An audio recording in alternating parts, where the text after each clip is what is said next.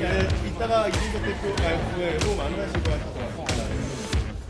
아이고, 시간이 그렇습니다. 예. 아이고, 예.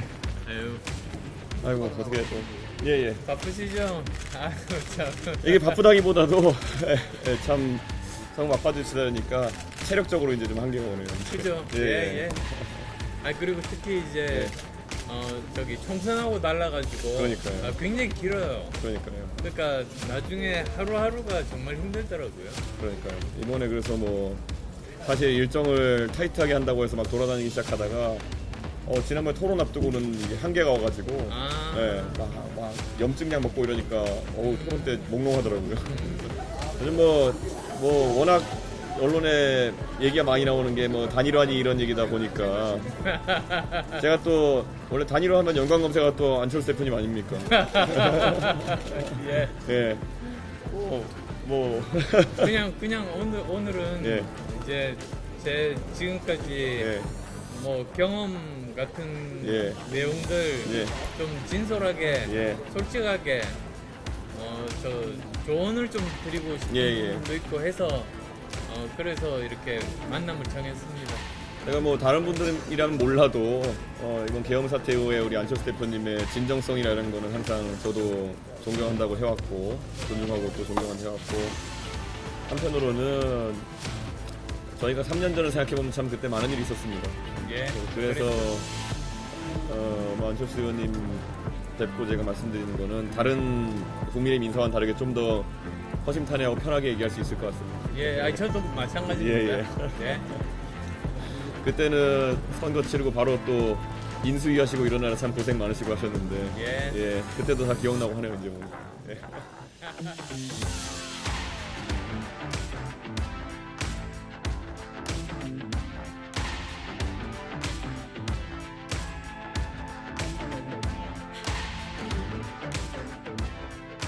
우선 개별적으로 만나야 될 필요가 있다고 생각했습니다. 그리고 또 이번 선거가 우리나라 미래를 좌우하는 정말로 중요한 선거이기 때문에 이번에 반드시 이겨야 된다. 이기게 하려면 어떻게 하면 될 것인가 거기에 대해서 저 나름대로 이야기도 하고 그리고 또 거기에 덧붙여가지고 제가 지금까지 겪어왔던 여러 가지 개인적인 경험담 정말 객관적으로 도움이 될 만한 경험담을 이야기하러 이렇게 만나게 됐습니다. 안에서 비공개 회담에서 진전이 좀 있었나요? 제가 단일화를 해야 된다고 직접적으로 말하지는 않았습니다. 그렇지만 이제 그 여러 가지 가능성들에 대해서 나름대로 객관적으로 이런 경우에는 어떻게 하면 좋겠다. 저런 경우에는 또 어떻게 하면 좋겠다. 이런 일종의 조언 겸 부탁의 이야기를 했습니다. 지지율이 이문 후보와 이준석 후보 지지율을 더해도 이재명 후보에게 못 미치는 상황인데 이렇게 했을 때 단일화의 효과가 떨어질 수 있다는 외부 지적들이 있고 이준석 후보도 그런 입장인 것 같은데 단일화 효과 지금 상태로 해도 있을 거라고 보시는 겁니까? 저는 단일화 효과가 분명하게 있을 거라고 봅니다.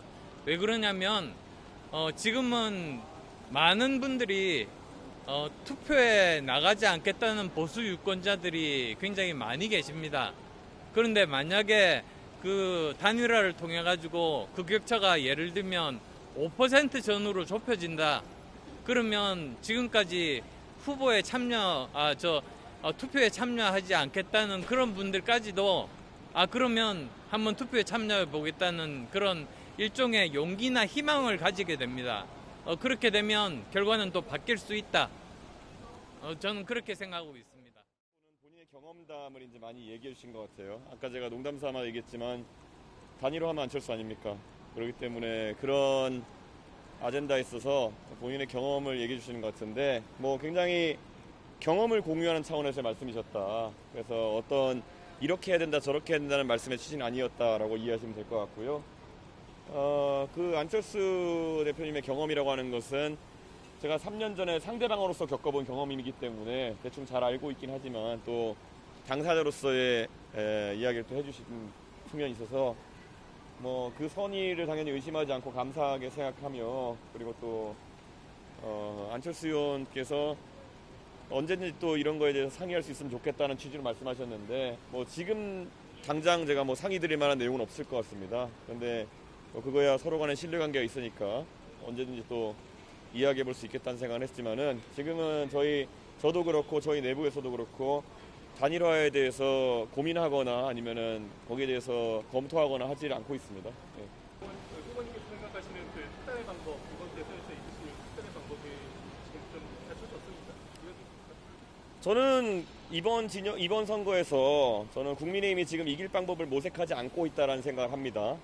근데 그와 별개로 저희 개혁신당 꾸준히 대선에 이기는 방법론만, 저희는 뭐 당권 싸움을 할 것도 아니고 저희는 대선에 이기는 방법만 고민해온 정당이고, 그래서 그거는 유권자들께 공개적으로 이미 결국에는 최대한의 확장성을 가지고 이길 수 있는 후보는 이준석이다라고 말씀드렸고, 그의 유권자들이 얼마나 호응해가지고 빠른 움직임을 보여주셨냐, 그것에 반전의 그런 가능성이 열려 있다 이런 생각을 하고 있습니다. 그래서 오늘도 제가 안철수 의원님께는 딱히 뭘 듣고 제가 뭘 말씀드릴 부분이 많지는 않았고요.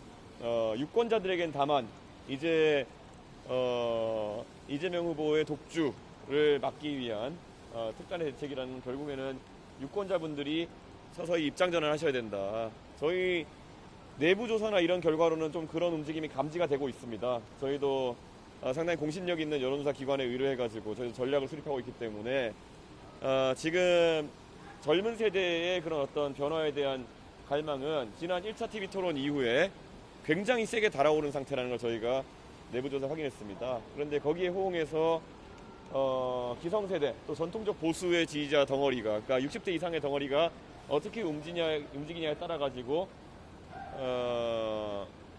반전의 틀이 만들어질 수 있겠다라는 판단은 저희는 내리고, 그런 이기는 전략에 저희는 주목하지 뭐 정치공학적으로 이렇게 뭐 어떻게 단일화니 이런 거에는 저희는 전혀 시간을 쓰지 않고 있습니다. 저희도 어제도 저희 내부에서 전략회의를 하면서 수치를 하나하나씩 뜯어보면서 저희는 유권자들께서 빨리 표를 몰아주시면 이길 수 있다는 결론을 내렸습니다.